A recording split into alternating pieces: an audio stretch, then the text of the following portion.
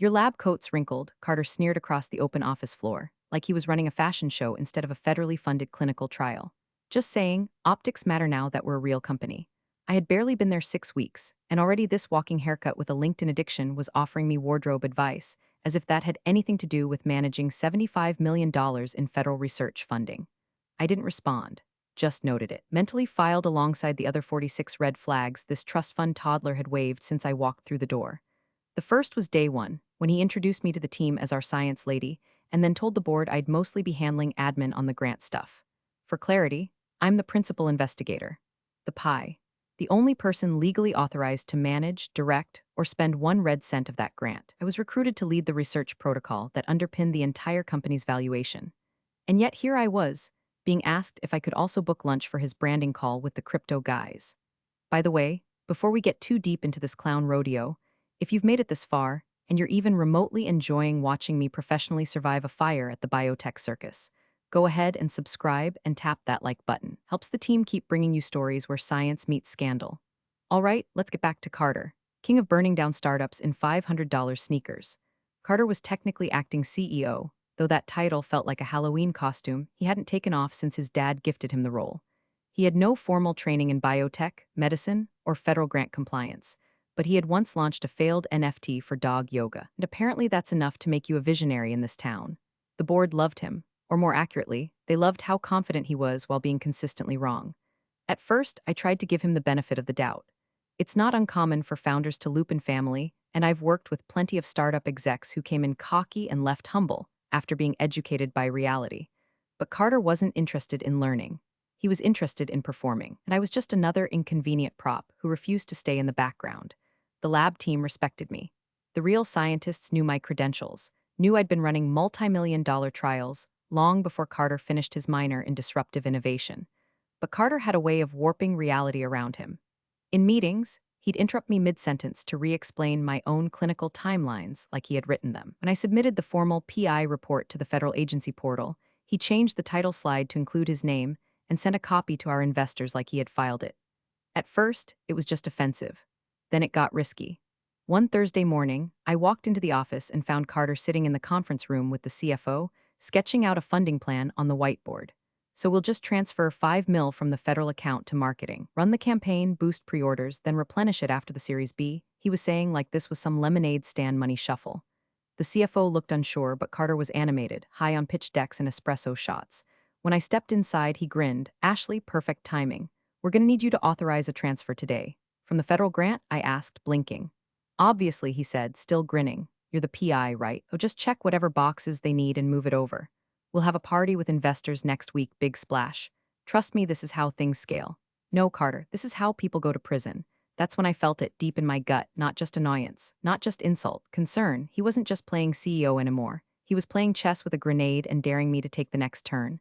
I didn't raise my voice, didn't scold or lecture. I just looked him dead in the eye and said, I'll review the grant terms. But you should probably talk to legal before assuming we can repurpose restricted funds for party. He rolled his eyes. Jesus, Ashley, it's not a party, it's a launch experience. Right. And my job, apparently, was to clean up the ashes once his rocket exploded. So I went back to my office, locked the door, opened the federal grant agreement, and reread every single clause. And I made a new folder. I named it Chain of Custody. Inside it, I dropped the email thread, the recording, a PDF of the whiteboard scribbles I'd photographed on the way out. The circus had opened. I wasn't part of the audience. I was the only person who knew the fire code. The invite came through Slack at 7:12 a.m. like a caffeine-laced slap. CEO meeting mandatory. 8 o'clock a.m. Conf room A, no agenda, no subject. Just that Carter had summoned us all like a low-budget Bond villain. I walked in sipping lukewarm coffee from the break room Keurig and took my usual seat near the end of the table. Carter, naturally, sat at the head like he'd earned it through anything but nepotism and birthright. All right, team, he said, clapping like a gym coach hyped on pre-workout. Let's get into strategy mode. Behind him, the screen lit up with a Google slide titled, Q3 Hype Stack Let's Go.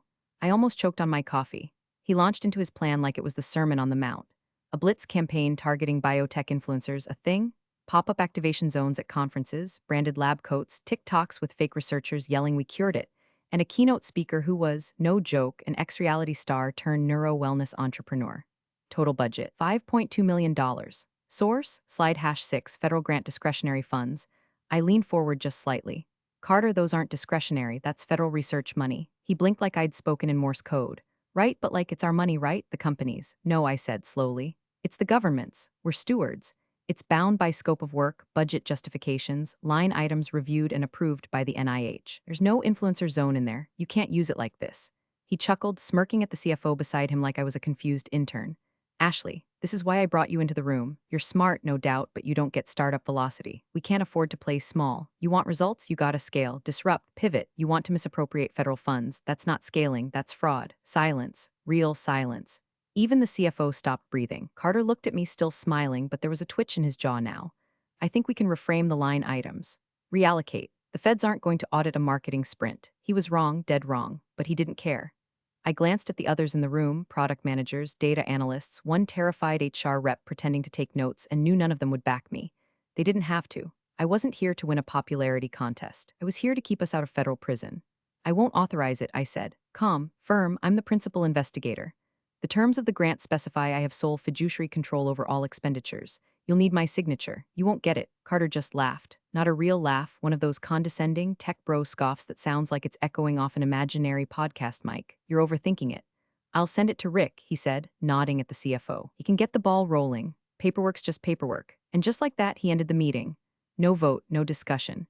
Just stood up and walked out like a man who thought consequences were a myth, invented by people without trust funds. Rick caught me in the hallway afterward. He looked pale, sweaty. Ashley, I just want to clarify, if Carter sends a transfer request, you're not liable, right? I stared at him. If you touch that account without documented PI approval, you are. So is Carter. So is anyone who processes it. He nodded, swallowed hard, and practically ran back to his desk. I didn't follow. I didn't need to. My job wasn't to babysit. It was to protect the research, the lab, and every damn honest person who believed in what we were building. If Carter wanted to play CEO with other people's dreams, fine.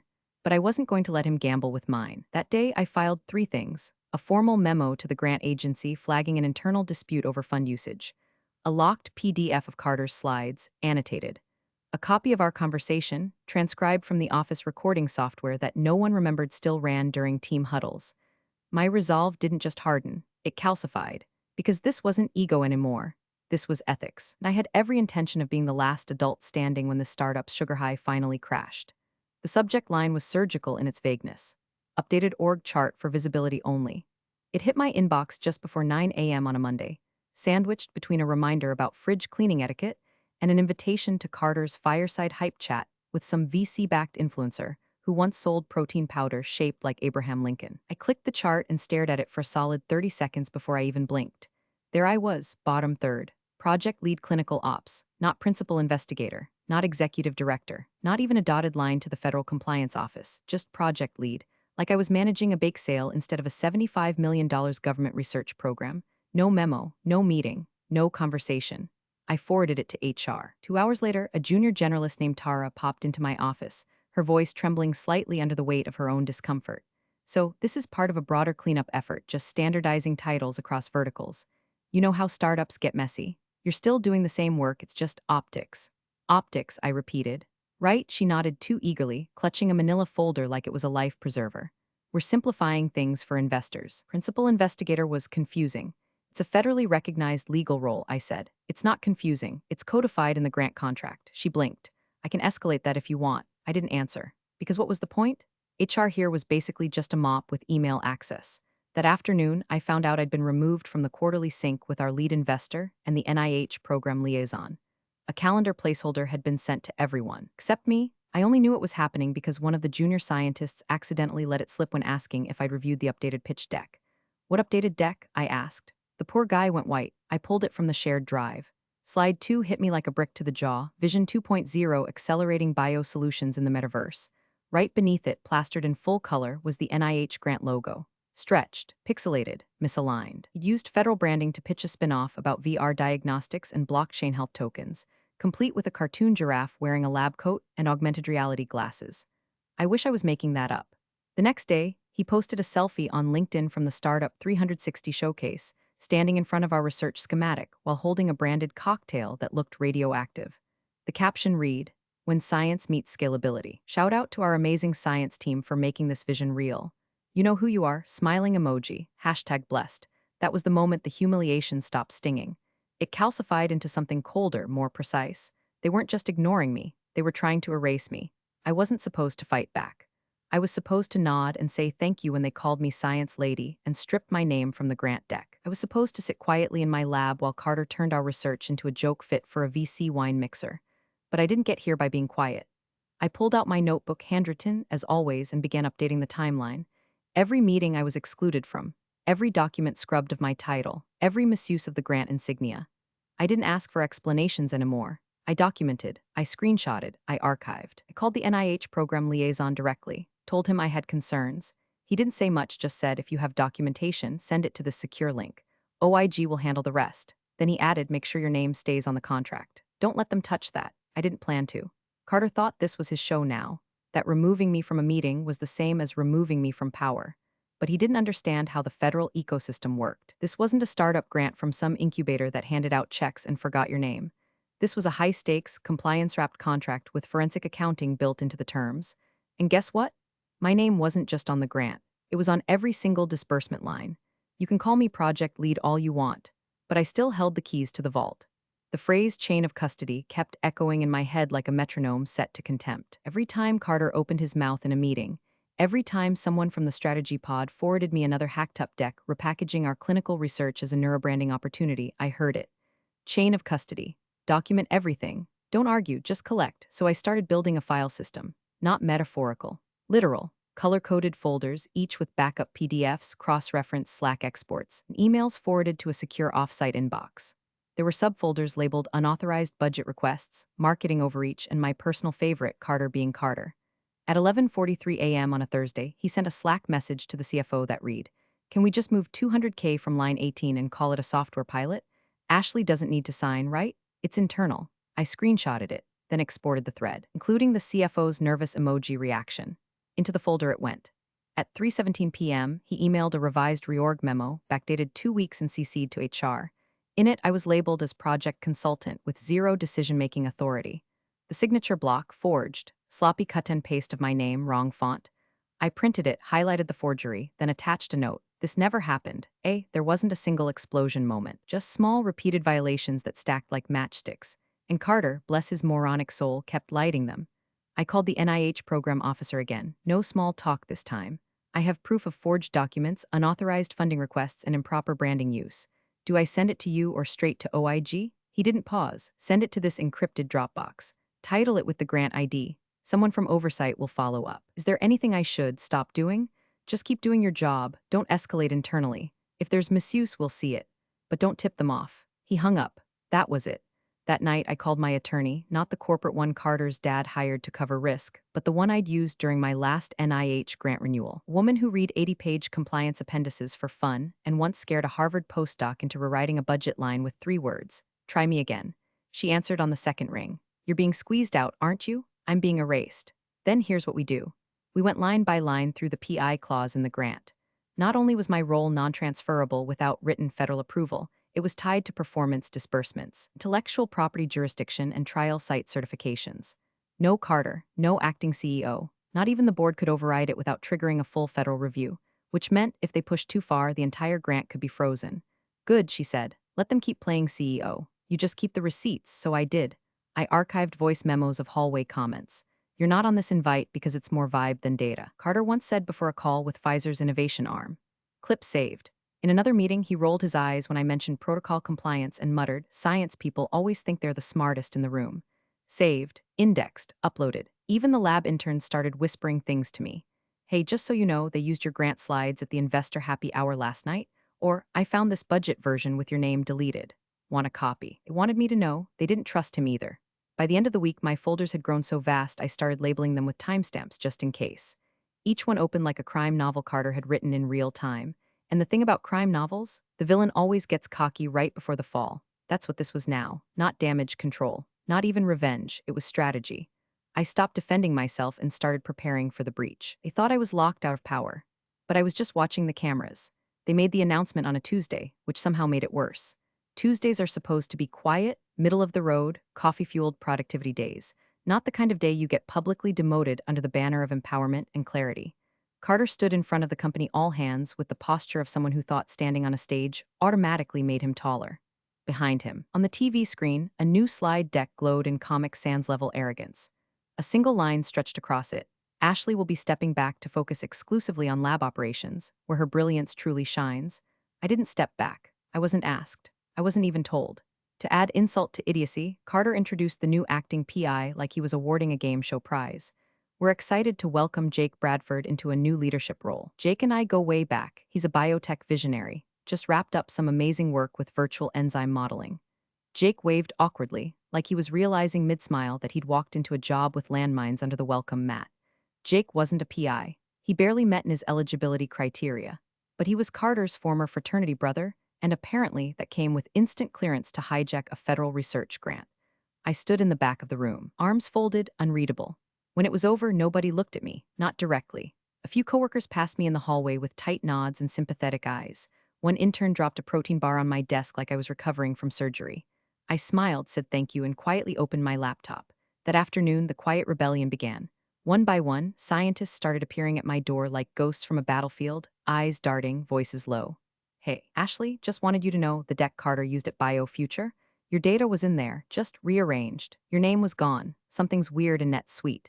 There's a batch of invoice approvals under Jake's credentials, but the vendor ID matches one from your initial procurement plan. Thought you should see it. I checked the lab schedule and there's an external audit scheduled for next week. No one told you? By Thursday, I had over a dozen fragments, each one small, plausible, deniable. But together, a picture was forming, and it looked like fraud in a startup hoodie. That evening, I got the final push. An email landed in my inbox from a generic-sounding address, grant compliance at Ashembiotic Fetus. Inside, a short note referencing the recent budget reallocation notice submitted by our internal grants administrator. Attached was a PDF with a familiar title, Q2 Updated Budget Justification, Ashen Biotech. PDF. I opened it. Carter had submitted a completely fake budget to the agency. It listed $1.2 million in accelerated hiring needs, $600K in community outreach, and a suspiciously round $400K marked as strategic media investments. Most galling of all, he had signed it under my name. Forged. Again, the attachment included a request for my confirmation. I stared at it for a full minute, not angry, not panicked, just still, then I clicked reply. In the body of the email, I typed exactly one sentence, acknowledged, I have retained legal counsel. No signature, no smiley face, no over-explaining. I hit send. A strange calm washed over me. Because here's the thing about silence, people confuse it for surrender. They think quiet means invisible, that if you're not yelling, you must be powerless. They forget that sometimes the quietest person in the room is the one taking notes that'll bury you. Carter thought I was sidelined, that by announcing my step back, he'd effectively neutered me in the eyes of the team and the board. He couldn't see the trap he'd walked into, couldn't fathom that I'd been preparing it with surgical precision. He mistook compliance for weakness. He mistook calm for submission. He forgot that I didn't need to scream to be heard. I just needed the truth, and a paper trail, and I had both. The meeting invite came through on a Friday afternoon, that cursed window of time when people like Carter love to drop their worst decisions, right before the weekend, when adrenaline fades and accountability goes quiet. Subject line: Board vote strategic realignment and grant oversight simplification. The kind of corporate speak that sounds like it came from a buzzword blender and a bottle of Xanax. The body of the email was short. Meeting scheduled for Monday. Location: Boardroom East. Duration: 30 minutes. My name wasn't on the agenda, but I was CC'd, tacked on the invite like a participation trophy. No decision-making role, no voice, just a courtesy. I stared at the calendar block and said nothing. At 10:07 a.m., Carter strutted into the lab floor with the swagger of someone who thought manipulating a grant made him a visionary. He made a show of it, leaning against a desk, fake laughing with a product manager about deck polish and investor readiness, whatever that meant in his delusional little glossary. Then, for no reason except spite, he turned to me in front of the entire lab team. Don't worry, Ashley, he said, voice syrupy and smug. After Monday, we'll be free to focus entirely on pipettes and lab coats. We've got the leadership piece covered. You've done enough. It wasn't a joke. It wasn't even personal anymore. It was theater. His theater. A little humiliation interlude before his big boardroom finale. I closed the freezer door I'd been inventorying, straightened, and met his eyes. Let's all be very precise with our language, I said, tone so even it sounded pre-recorded. This is a federal grant. It doesn't belong to you. It doesn't belong to the board. It belongs to the people funding it, and the terms are legally binding. A hush fell over the room. Carter chuckled, but there was a flicker behind his eyes now. That look someone gets when the math doesn't quite add up and they realize they've been carrying a decimal in the wrong place for weeks. Later that day, I got a Slack ping from one of the newer biostats analysts. Just FYI, Carter asked me to update the Phase 2 milestone dates to look more dynamic in the board deck. He didn't want to wait for the actual data review. Do you want a copy? Yes. Yes, I did. I saved it under a folder labeled Pre-Vote Edits and filed it beside the fake invoice Carter had approved for a consultant whose LinkedIn profile didn't exist. The pressure was building. You could feel it in the air, like the tight humidity before a Midwestern thunderstorm. Whispers in the hall, the sudden increase in HR walk and talks, the way the CFO started avoiding eye contact like it was contagious, but I didn't flinch. I updated my timeline. I ran a final audit on the exported communications archive. I double-checked my compliance credentials, reconfirmed the grant clause language, and sent one last, quiet email to the federal agency with the subject, PI status reaffirmation request. The response came quickly. 3 lines. As principal investigator of record, you retain full fiduciary control until a formal transfer is approved in writing by our agency. No such transfer has been submitted or granted. Attached, my original designation letter. Signed, stamped, untouched. Carter didn't know it yet, but Monday's vote wasn't going to go the way he thought. Because the board could vote on org charts, job titles, even restructure the company's deck of cards, but they couldn't change federal law. And come Monday, I wasn't showing up alone. I clicked accept on the board invite with the kind of deadpan smile you reserve for rigged games and funerals. In the notes, I typed 6 words. I'll be bringing 2 external observers. Didn't name them. Didn't explain. Let them stew. Across town, those observers were already working. One was a federal compliance officer with NIH credentials and a laptop full of regulation PDFs. The other was a federal agent from the Office of Inspector General who smiled like a man who didn't need to raise his voice to ruin your month. They had spent the last 72 hours reviewing my files, every exported Slack thread, every backdated memo, every expense line Carter tried to disguise as digital ecosystem enhancement. Their response had been dry, clinical, brutal in its silence. Misappropriation indicators present. Compliance irregularities confirmed. Recommend presence during vote. That was it. Meanwhile, Carter must have sensed something shifting because the desperation began to ooze through his normally confident nonsense. His outfits got more aggressive. All black, gold-rimmed glasses. Talking louder in meetings like that made him right. He started referring to the upcoming vote as a necessary evolution of leadership strategy and told staff we were entering our quantum execution phase.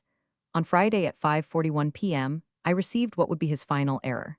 An email. Subject line, Q3 funding allocation for your signature. The body was a short, arrogant paragraph about staying ahead of the curve. Attached, a fabricated invoice requesting $2 million from the federal grant disbursement account to a consulting firm with a name so generic it sounded AI-generated, Helix Optimized Solutions LLC.